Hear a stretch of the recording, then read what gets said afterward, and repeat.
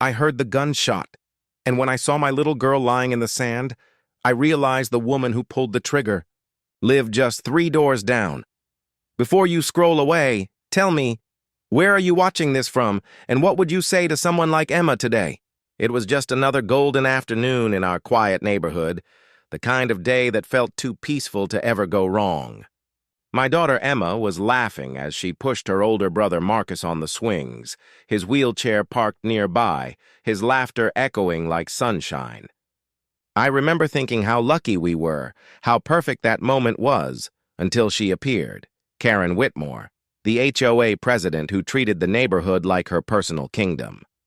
Clipboard in hand, lips pursed like she'd smelled something foul, she walked toward my children and said the words that changed everything. He shouldn't be on that swing. This playground is for normal kids. Emma froze, confusion in her little eyes, and I felt the air go still. I stepped forward, told her to leave my kids alone, but she only smirked. Rules are rules, she said. That day, laughter left our home.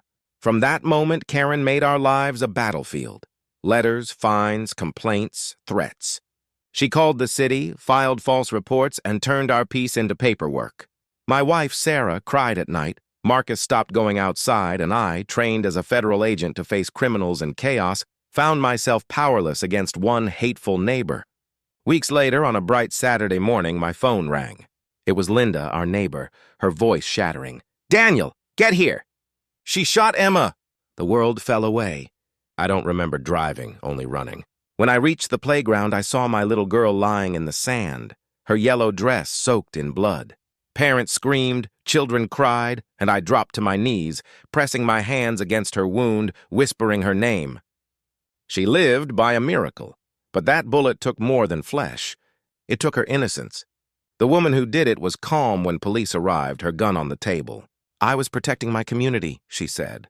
At her trial, the evidence told the story better than words ever could. The hate, the obsession, the folders full of photos and notes about us.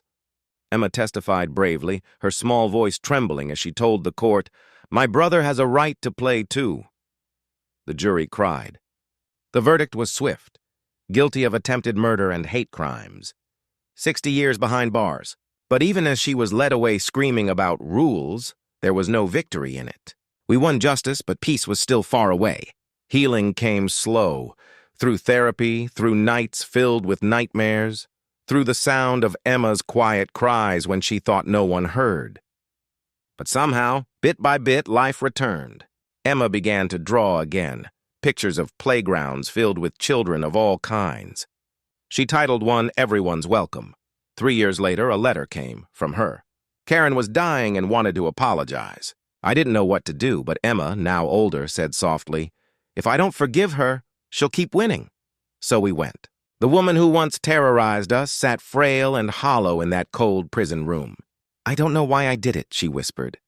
"I was afraid of difference." Emma looked her in the eye and said, "I forgive you, not for you, for me." Karen wept. 6 weeks later, she was gone. We didn't go to her funeral. Instead, we went to the new park, the one rebuilt after everything. A bronze statue stood there, 2 kids holding hands, one standing, one in a wheelchair. The plaque read, "In honor of courage, kindness, and inclusion." Marcus smiled, touching the statue. "It's us," he said. And it was. Standing there, I realized forgiveness doesn't erase pain. It just releases it.